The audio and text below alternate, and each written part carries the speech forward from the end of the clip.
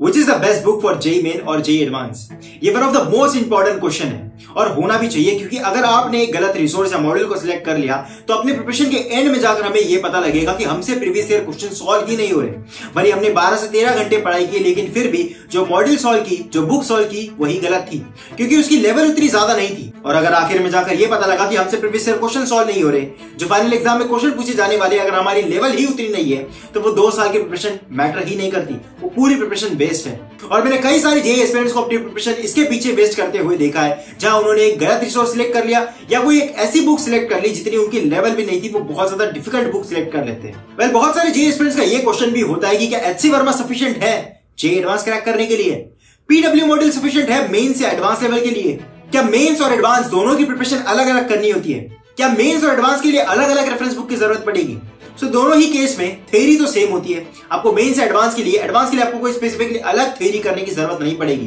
जो थ्योरी आपने मेंस में की है वही एडवांस में होती है, बस क्वेश्चन की प्रैक्टिस अलग होती है। वही मेंस के अंदर में आपका टाइम मैटर करता है कि आप कितने समय में कितने ज्यादा क्वेश्चन सॉल्व कर पाते हो। वही एडवांस के अंदर में एक्यूरेसी मैटर करती है, लेवल मैटर करती है, क्योंकि मेंस के अंदर में ऑन एन एवरेज आपको 2.5 या 3 मिनट के अंदर में एक क्वेश्चन सॉल्व करना होता है, और वही जेईई एडवांस के अंदर में आपको एक क्वेश्चन के लिए लगभग 7 to 8 मिनट मिलती है, अगर आपको सिर्फ 40 to 50% पेपर अटेम्प्ट करना है। तो मेंस के अंदर में ऐसा कुछ इंपॉर्टेंट चैप्टर्स नहीं होते, क्योंकि सारे ही चैप्टर से लगभग क्वेश्चन पूछे जाते हैं। वही एडवांस के अंदर में कुछ चैप्टर्स ऐसे होते हैं जिसमें से 10 से 12 क्वेश्चन एक चैप्टर से आ रहे हैं। डेफिनेटली एडवांस का हर एक क्वेश्चन 2-3 चैप्टर्स को मिक्स करके पूछा जाता है, लेकिन वही एडवांस के अंदर में कुछ ऐसे चैप्टर्स भी होते हैं जिनसे सालों साल तक कोई क्वेश्चन ही ना आए। और इसलिए ये समझने की जरूरत है कि भले आप लेक्चर कहीं से भी करो, आप थ्योरी कहीं से भी करो, लेकिन एडवांस के लिए आपको क्वेश्चन सॉल्विंग अलग से करनी पड़ेगी एज कंपेयर टू मेंस, क्योंकि मेंस की लेवल अलग है, एडवांस की लेवल अलग है। मेंस के अंदर में आपको टाइम पे फोकस करना होता है कि कम समय में ज्यादा क्वेश्चन सॉल्व करना है। वही एडवांस के अंदर में आपको अपना माइंडसेट बिल्ड करना होता है, अपनी लेवल एडवांस लेवल तक ले जानी होती है। फिर आगे हम ये डिस्कस करते हैं कि मेंस और एडवांस के लिए स्पेसिफिकली कौन सी रेफरेंस बुक की जरूरत है।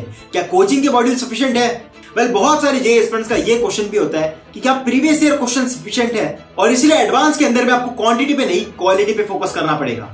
जो बेसिक लेवल की बुक होती है, जो क्वेश्चंस आपके लेक्चर में कराए जाते हैं, या जो क्वेश्चंस या जो इलस्ट्रेशन क्वेश्चंस आपको एचसी वर्मा के अंदर में दे रखे, इससे आपकी थ्योरेटिकल लेवल पे तो नॉलेज ऊपर चले जाएगी, आप मेंस इजीली क्लियर कर लोगे, लेकिन ये बुक एडवांस के लिए सफिशिएंट नहीं है। और इसका क्लियर कट आंसर ये है कि आप एचसी वर्मा सॉल्व करके एडवांस क्लियर नहीं कर सकते। डेफिनेटली आपकी कट ऑफ क्लियर हो जाएगी, जितने मार्क्स आपको रिक्वायर्ड एडवांस को क्वालिफाई करने के लिए, एक रैंक आने के लिए, वो हो जाएगा, लेकिन आपकी एक बेटर रैंक नहीं आ पाएगी, आपको एक आईआईटी नहीं मिल पाएगी। इस प्रीवियस ईयर क्वेश्चन सफिशिएंट और नॉट? इसका सिंपल सा आंसर है, प्रीवियस ईयर क्वेश्चंस इंपॉर्टेंट जरूर है, लेकिन सफिशिएंट नहीं है। ये आपकी बोर्ड्स की एग्जाम नहीं है कि इसके अंदर में आपको सेम टू सेम क्वेश्चन हर साल मिलेंगे, जो आपने सिर्फ उसे प्रीवियस ईयर क्वेश्चन सॉल्व कर लिया और सीधा जाकर एग्जाम में बैठ गए। डेफिनेटली क्वेश्चन सिमिलर होंगे।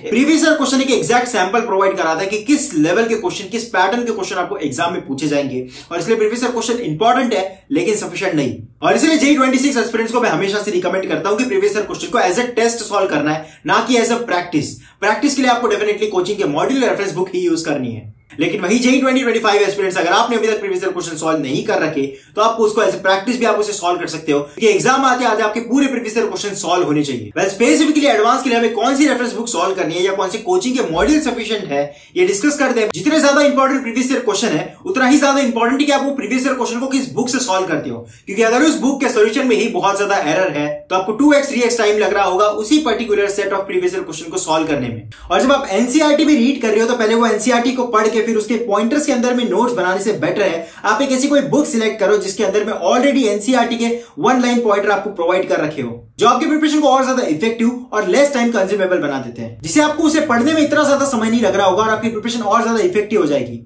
And for this I would like to recommend you, और जो मैं अपने टाइम पे भी यूज करता था, वो है Diksha's new syllabus objective NCERT extract. Diksha's new syllabus objective NCERT extract mathematics for NTA JEE Main with problem solving tricks. So let's check the 5 unique feature of this book.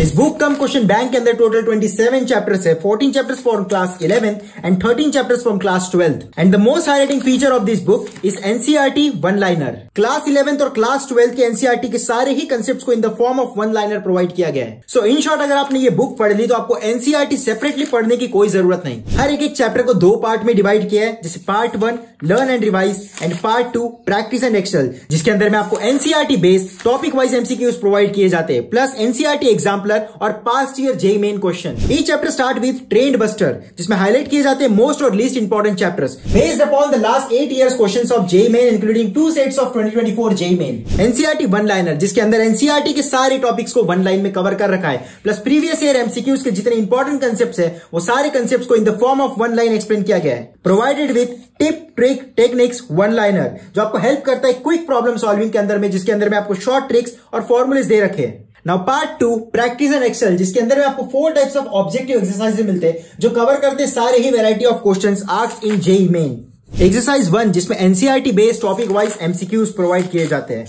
After this you will get NCERT exemplar and past year JEE main question, which helps you to get the trend of previous year questions. And after this, you will get exercise 3 skill and answers MCQs, exercise 4 numeric value answer questions. JEE main में जितने pattern या variety के questions पूछे जाते हैं वो सारी varieties इस बुक में क्लियर कर दी जाती है। प्लस एट द एंड आपको सारे क्वेश्चंस के आंसर प्रोवाइड किए जाते हैं और उसके डिटेल सोल्यूशन बुक के लास्ट में प्रोवाइड किया जाता है। और ये बुक प्रोवाइड करती है 3 mock test as per latest pattern, provided with solution. In all, the book contain 4,500 plus high probability MCQs, specially designed to master MCQs for JEE. Plus at the end आपको questions के detailed और errorless solution provide कर दिए जाते हैं. In short, if you want to master NCERT and some of the previous year questions, then this book is for you. So all the purchasing links are in the description. Make sure to check it out. So first of all, अगर आप independently JEE की preparation कर रहे हो, जहां आप किसी coaching के अंदर में एनरोल्ड नहीं हो, ऑफलाइन कोचिंग में एनरोल्ड नहीं हो, तो आपने डेफिनेटली सिंगेज की तरफ जाना चाहिए। फॉर फिजिक्स एंड मैथ्स आपको सिंगेज सॉल्व करनी है।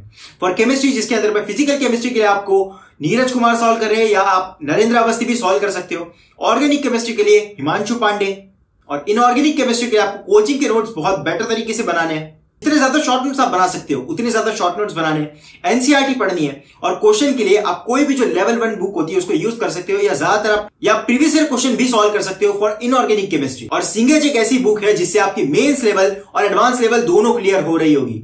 But just remember one thing, क्योंकि सिर्फ इतना ही जानना इंपॉर्टेंट नहीं है, क्योंकि अगर आप ऑलरेडी एक ऑफलाइन कोचिंग में एनरोल्ड हो, कोई एक रिनाउंड कोचिंग में एनरोल्ड हो जैसे एलन, रेजोनेंस, और अगर आप इसके मॉड्यूल सॉल्व कर रहे हो उसके बाद सिंगेज सॉल्व करने का कोई मतलब नहीं बनता, क्योंकि ये दोनों लगभग सेम लेवल के। और अगर ये मॉड्यूल सॉल्व करके भी अगर आपका जेईई मेंस में स्कोर 200 के अबाव नहीं जा रहा, तो आपको बुक चेंज करके कोई फायदा नहीं है। आपको उसी मॉड्यूल को या उसी सिंगेज को आपको सॉल्व करना है जब तक आपका मेंस में स्कोर 200 प्लस नहीं चले जाता। And once you achieve 200 plus 220 plus, then definitely आपको एक डिफिकल्ट बुक की तरफ में जाना चाहिए। जैसे मैथ्स के लिए आप ब्लैक बुक यूज कर सकते हो, फिजिक्स के लिए आप जो एडवांस इलस्ट्रेशन फिजिक्स गैलेक्सी की बुक आती है आप वो यूज कर सकते हो, या आईआईई रोड के कुछ सिलेक्टिव क्वेश्चन आप सॉल्व कर सकते हो जिससे आपका स्कोर 250 अबाव जा पाए और आप स्पेसिफिकली एडवांस के लिए प्रिपेयर कर पाओ। बट डेफिनेटली अगर आपका टेस्ट में स्कोर 200 के नीचे आ रहा है तो आपको या तो सिंगेज सॉल्व करनी है या आपके कोचिंग के मॉड्यूल सॉल्व करने हैं। अब मार्केट में हजारों तरीके के हजारों कोचिंग अवेलेबल है, हर किसी कोचिंग का अपना अपना एक मॉड्यूल है, तो हम इस डिबेट में नहीं पढ़ सकते कि क्या इस कोचिंग का मॉड्यूल सफिशिएंट है या नहीं है। ज्यादातर तो मैं यही रिकमेंड करता हूं कि जो रीनाउंड कोचिंग हो गई जैसे एलन, रेजोनेंस, फीडजी या ईएसआरएल के भी जो मॉड्यूल है वो कई हद तक सफिशिएंट है अप टू एडवांस लेवल तक। अगर आप ये सारे मॉड्यूल सॉल्व कर रहे हो तो डेफिनेटली आप एक बेटर पाथ में हो। लेकिन वही अगर आपको थोड़ा सा भी डाउट है कि क्या मेरे कोचिंग के मॉड्यूल सफिशिएंट है या नहीं है, तो डेफिनेटली आपने एक रेफरेंस बुक की तरफ शिफ्ट हो जाना चाहिए। जैसे कि मैंने रिकमेंड किया, आप सिंगेज यूज कर सकते हो। और अगर आप पहले से कोई पर्टिकुलर मॉड्यूल सॉल्व करते आए हो, आपका उसके कारण टेस्ट में स्कोर भी बढ़ रहा है और किसी भी एक पर्टिकुलर चैप्टर के आपने वो मॉड्यूल को सॉल्व किया और उस चैप्टर के 80% से ज्यादा मेंस के प्रीवियस ईयर क्वेश्चन अगर आपसे बन रहे, तो किसी के भी कुछ भी कहने पर उस मॉड्यूल को चेंज करने का कोई सेंस नहीं बनता। नो मैटर व्हाट कोई कह रहा है कि ये मॉड्यूल तो सफिशिएंट नहीं है, इससे एडवांस की सिलेक्शन निकल ही नहीं सकते। अगर आपका टेस्ट में स्कोर आ रहा है, अगर आपका स्कोर बढ़ते जा रहा है, आपसे 80% क्वेश्चन सॉल्व हो रहे हैं प्रीवियस ईयर क्वेश्चन, तो डेफिनेटली वो मॉड्यूल सफिशिएंट है और आपने उसी के साथ में सामने कंटिन्यू करना चाहिए। और किसी भी पॉइंट पे कोई रिसोर्स अगर आप चेंज कर रहे हो, इसका ये मतलब नहीं बनता कि जितने क्वेश्चन या जितने चैप्टर आपने उस मॉड्यूल से सॉल्व कर रखे आप उसे भी फिर से सॉल्व करो। अगर आपने पहले के 6-7 चैप्टर उस पर्टिकुलर मॉड्यूल से पढ़ रखे तो उसे फिर से दूसरे मॉड्यूल से पढ़ने की जरूरत नहीं है, आप उसी की रिवीजन करते रहो। सामने के जो चैप्टर है उसके लिए आप अपना मॉड्यूल या रिसोर्स चेंज कर सकते हो। वेल, ये डाउट भी बहुत सारे लोगों को होता है कि क्या पहले मेंस लेवल उसके बाद एडवांस लेवल। जैसे कि कई क्लासेस में कई टीचर ये रिकमेंड करते हैं कि हम पहले एनसीईआरटी लेवल के क्वेश्चन सॉल्व करेंगे, पहले बोर्ड्स लेवल के, उसके बाद मेंस लेवल के, उसके बाद धीरे धीरे एडवांस लेवल के ऊपर भी जाएंगे। तो ये कंप्लीटली एक मिथ है। अगर आपको डेफिनेटली एडवांस लेवल प्रिपेयर करना है तो इसका मतलब ये नहीं है कि जब आपका टेस्ट में स्कोर 200 प्लस चले जाएगा जेईई मेंस में तभी आप एडवांस के लिए एलिजिबल हो। और जैसे कि ज्यादातर 26 एस्पिरेंट को मैं ये रिकमेंड करता हूं कि आपने सिलेबस कवरेज के ऊपर में ध्यान देने से बेटर है कि आप एडवांस के ऊपर में फोकस करो। एडवांस के लिए डेडिकेटेडली हर दिन 2 से 3 घंटा देना स्टार्ट करो। एडवांस के क्वेश्चन ऐसे नहीं होते कि आपने टाइमर लगा दिया और 10 क्वेश्चन लेकर बैठ गए, आप उसे सॉल्व कर रहे हो, सॉल्व नहीं हुए तो सोल्यूशन देख लिए। अगर आप जेईई एडवांस लेवल के क्वेश्चन सॉल्व कर रहे हो तो आपको बहुत ज्यादा डेप्थ में जाकर सोचना होता है, उस क्वेश्चन को टाइम देना होता है, और आप उस क्वेश्चन के सोल्यूशन को नहीं देख सकते अगर आपको वो नहीं आ रहा तो। आपको सोल्यूशन थोड़ा सा देखना है, वो भी 2 से 3 बार ट्राई करने के बाद थोड़ा सा देखकर उसमें से हिंट लेने की कोशिश करनी है, फिर उस क्वेश्चन पर सोचना है।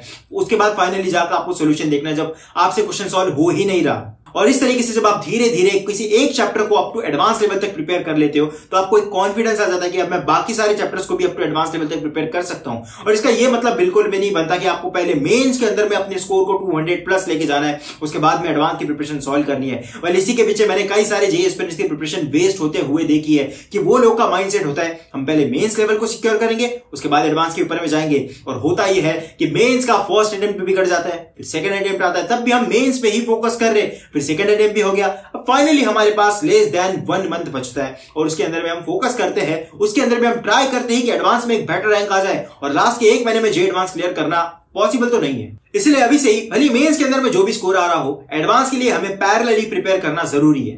And this is for JEE 2026 specially. और इसी वीडियो के डिस्क्रिप्शन में आपको सारे इंपॉर्टेंट चैप्टर्स की लिस्ट मिल जाएगी स्पेसिफिकली जेईई एडवांस के लिए। So I hope this video will help you. This is Viraj from IIT Madras signing off.